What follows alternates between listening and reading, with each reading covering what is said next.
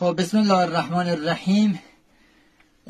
کشف غار جدیدی در منطقه در شهرستان چرام توسط جناب آقای محسن رضایی با همکاری دوستان که همراهی کردن و اومدن اینجا تا بررسی کنیم شرایط این غار رو. حتما بچه‌ها میرن داخل و فیلم میگیرن و توضیح میدن.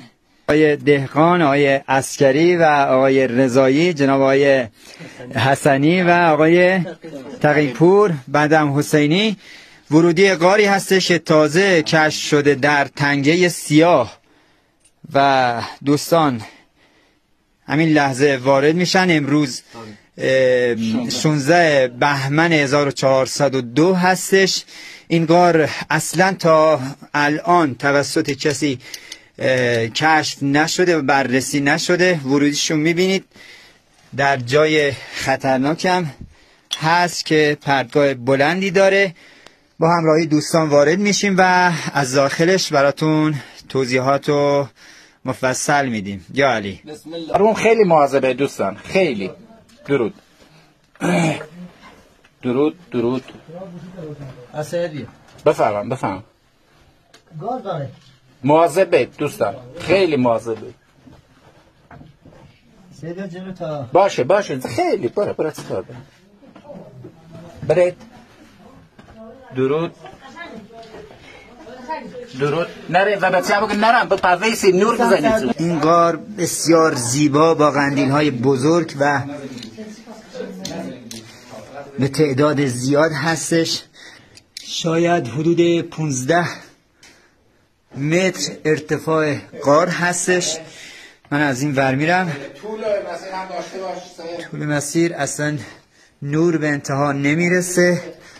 قندیلایی که نگاه میکنید ارتفاعش رو نسبت به قد جناب سید میتونید درک کنید.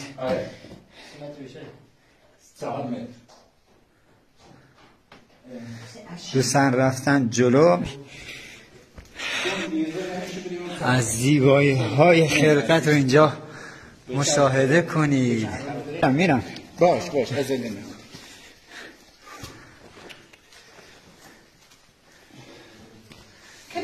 برو پشتش. آره مسیر کلن خیلی قشنگه، خیلی. وای ببین اینجا رو، وای چقدر قشنگه،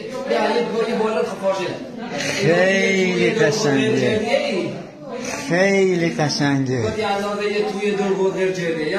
اینجا رو ببین، خیلی قشنگه. یعنی هر یکی وای این برو ببین، وای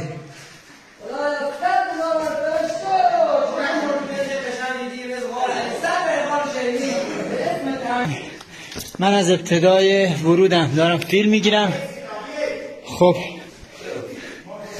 اینجا شبیه یه اتاقک هستش. خب ما یه ستون، ببین ستونهای خفاش داره اینجا، ستونهای زیبا، معماری خدا در این.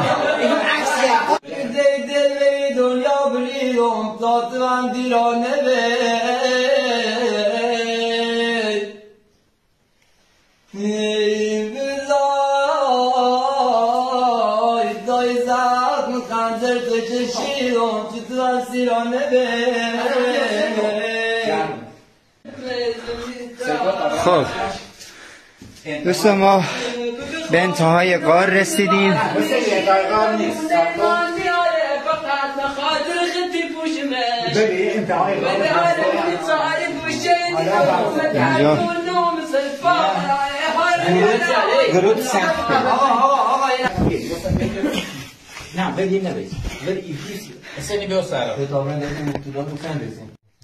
بسم الله الرحمن الرحیم. امروز 16/11/1402 با توضیح کلیپ اکثری که در مورد این غار در شهرستان چرام روستای توجبری اشکالات داخل تنگ سیاه که هیچ موجود زنده به جز خفاش داخل زندگی نکرده و هیچ الانی از وجود انسان داخلش ندیه، کاملا طبیعی به دست نخورده بیه و حیوان درنده هیچ چیزی حیوان درنده هم داخلش نبیه به جز خفاش.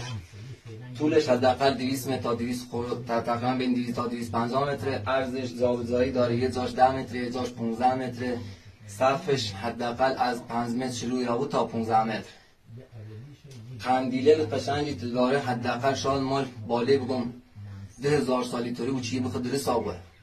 این قندیلی تا بخواد درست ساقه حداقل همین اندازه کوچولو خوش نزدیک 100 سال طول میشه.